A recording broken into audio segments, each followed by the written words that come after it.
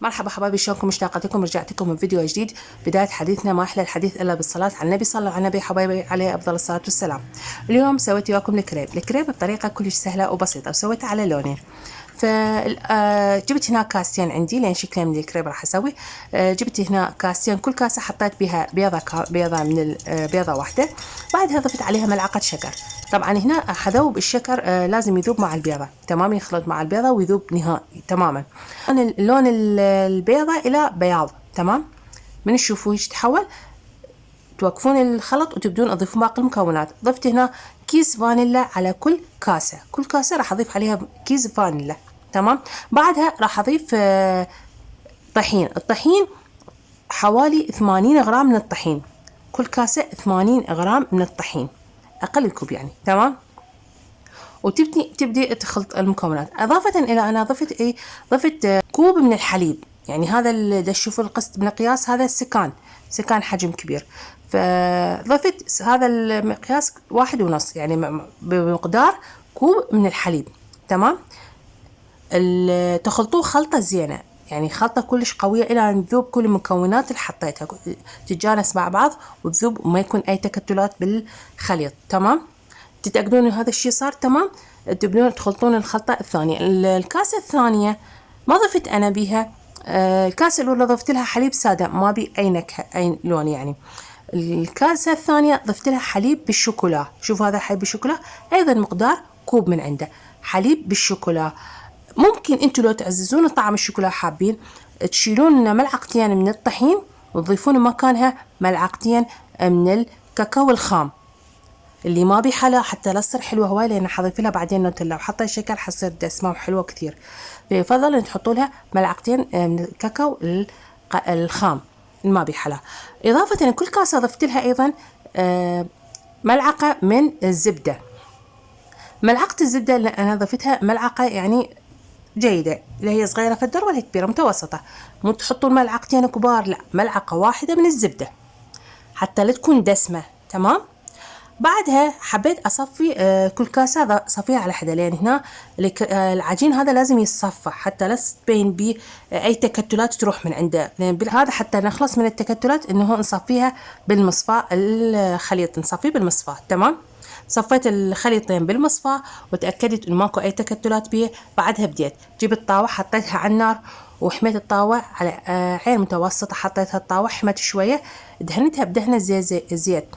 أنا هنا استخدمت زيت عادي، دهنة زيت وحدة وخلاص، يعني بس أول مرة دهنوها بزيت تمام. وهاي الطاوة تكون خاصة ونظيفة، يعني خاصة ليش أكلات، إنه طاوة جديدة تكون. طبعا هاي الطاوة جديدة، أنا مستخدمتها مرتين أو ثلاثة، جديدة وخاصة ليش أكلات. بعدين يقولوا ما قلتي طاوة تكون ما تلزق تمام. فهنا الطاوة هاي جديدة مستخدمتها مرتين أو ثلاثة فقط، فبديت أستخدم بها. كل مرة الفرشة هي ما بيها دهن، يعني بس أول مرة دهنتها وهي نفس الفرشة كل ساعة امسح بيها. ليش؟ حتى أي بقايا مال بثل مال الكريب القبله يروح، حتى هيكون شكله محلو ويحترق ويبين محروق مع الكريب القطعة الثانية اللي بعدها تمام. تلزق بالقطعة اللي بعدها. أتمنى وصلت الفكرة. هاي عندي هنا الكمية سويتها من الكريب الأبيض اللي هو السادة اللي ما بيه نكهة. هنا هذا الكريب بطعم الحليب طعم الشوكولا تمام. سويت هاي أيضا نفس الحالة. بديت أضيف الكريب. طبعا هنا الطاوة صغيرة، يعني صغيرة يعني متوسطة، فلا تضيفوا لها كثير. حاولوا يعني تعرفون مقدار الطاوة ايش قد يحتاج لها لعندكم. أنا هنا الطاوة يحتاج من عندي ملعقة كبيرة من الخليط مال الكريب، فمن أجي أضيفها يكفيها ملعقة واحدة. لا تزيدون أكثر لأن تصير ثخينة، وإذا صارت ثخينة يكون يعني طعمها مو حلو. كل ما تكون خفيفة تكون أحلى وأطيب تمام. بس أنا حاولت قد ما أقدر إنه أسويها خفيفة وياكم. والطاوة على عين متوسطة، ويا ريت يعني لهواية عالية، يعني هاي العين الوسط، ونصيتها كثير حتى أقدر أفرش الكريب الخليط يعني مال الكريب زين بالطاوة تمام. لأن إذا الطاوة حارة راح يثخن بساع الكريب وياي ويصير مخش طبعا، يصير ثخين. هنا أنا عندي العجين مثل ما تشوفوه كلش ممتاز. شوف الكريب يعني تكمشيه بيدش من تعجنيها بهذا الشكل بالإيد وتحاولين من تفتحين ايدش ترجع لطبيعتها. شوفها من تمرديها شوفي ترجع لطبيعتها. هاي معناتها انه الكريب مالتش تمام ومضبوط 100%. تمام. جبت هنا الحشوات انا سويت هنا 3 حشوات، شوكولا بيضة، وعندي هاي الشوكولا، او هذا عندي نوتيلا ذوبت ايضا وبالبخار، وذوبت هنا عندي ايضا شوكليت. يعني اذا ما عندي شوكولا بيضة وما عنديش نوتيلا تجيبين 5 شوكليتات. انا هنا استخدمت 5 شوكليتات، حطيتها بالدلة وحطيتها بجدرية بماي فاير وسويتها على البخار ذوبته. بعد ما ذابت شوكليت ضفت له ملعقتين كبار من الحليب. من ضفي له ملعقتين كبار من الحليب راح يذوب وياك الشوكولات بعد اكثر وما راح يجمد بسرعه. تمام. تقدرين تفرشيه على الكريب. تمام. عجينه الكريب. هنا انا عندي الشوكولا، هنا النوتيلا، هنا سويت نوتيلا ذوبتها شويه بالبخار، وايضا هنا الشوكولات عندي ذوبته. هنا جبت كريب. الكريب الاول حسب انتم الحشوه اللي تريدون تسووها. انا هنا عندي الكريب، ضفت ملعقه من النوتيلا وبديت افردها بهذا الشكل اللي تشوفوا قدامكم. هاي اول طريقه انتم حابين تسوون بها الكريب. الطريقه الثانيه ان انا ضفت موز، يعني الحشوه ضفت لها موز، حشيتها موز الكريب. الكريب الثالث اللي انا سويته، الخطوه الثالثه، ضفت خليط النوتيلا وخليط الشوكليت، وبعدها ضفت ايضا حشوه الموز، يعني ضفت موز. تمام. يعني سويتها بهاي الخطوات. انتم حابين تسووها باي تحشاء باي طريقه باي شكل اللي انتم حابين. انا حبيت فضلت انا اسوي بهذا الشكل. هنا عندي الكريب بالحليب الشوكولا. حشيت هنا اول 3 سويتهن بالشوكولا البيض الذايبه البيضه، يعني ذوب الشوكولا بيضه وضفتهن. يعني حبيت يكون بهاي الطريقه احشي حتى شكله يكون بعد احلى. وهنا بعد انتم براحتكم تريدون ايضا تحشوها بالموز، حشوه بالموز اضافه للنوتيلا او الشوكولا البيضاء، الحشوه اللي تعجبكم.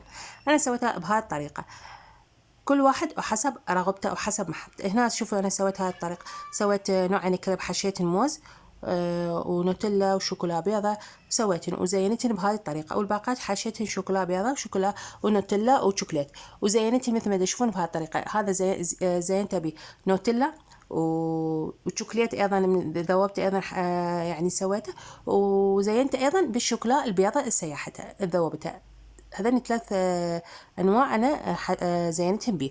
اضافه اني جبت الموز ايضا وزينته بهذا الشكل اللي هو قدامكم، حطيته على الجوانب مال الماعون حتى ينطي شكل حلو طبعا للاكل، يعني مثل ما يقولون العين هي اللي تاكل. تمام. فشفت انه حلوه. انا هنا جبت فواكه، عندي هذا آلو، شيفت الآلو أيضا، وشيفت عندي مشمش أيضا زينتهم بي. مع الأسف مو وقت فراولة، فلهذا ما لقيت فراولة. وكيوي أيضا ما لقيت للأسف، المحل اللي جبت من عنده ما كان موجود عندك كيوي مع الأسف، فما قدرت أزينه. فزينته بهاي الفواكه والمشمش الآلو اللي انتو حابين، وإضافة للموز طبعا. عندي هنا كندر ايضا، كندر زينتهم بالكندر ايضا بهذا الشكل.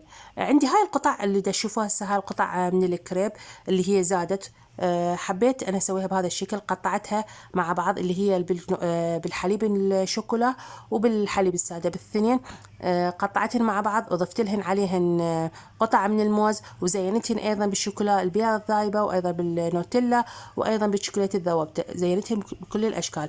وجبت هاي كلاوات العيد اللي هو هذا الفصوص الناعمه مال تزيين مان كيك، ايضا حبيت ازينهم به، وضفت عليه ايضا الموز. وهاي هي طريقة تزيين الكريب. إن شاء الله يا رب عجبكم طريقة تزيين الكيك وطريقة سوايتي إلى أيضا. لا تنسوا الاشتراك بالقناة وتفعيل زر الجرس ليصلكم كل جديد. وهنا وصلنا لنهاية الفيديو، يا رب يكون عجبكم الفيديو. لا تنسون تكتبوا بالتعليقات رأيكم بالوصفة، وإن شاء الله يا رب عجبتكم. شكرا لكم وإلى اللقاء في مان الله.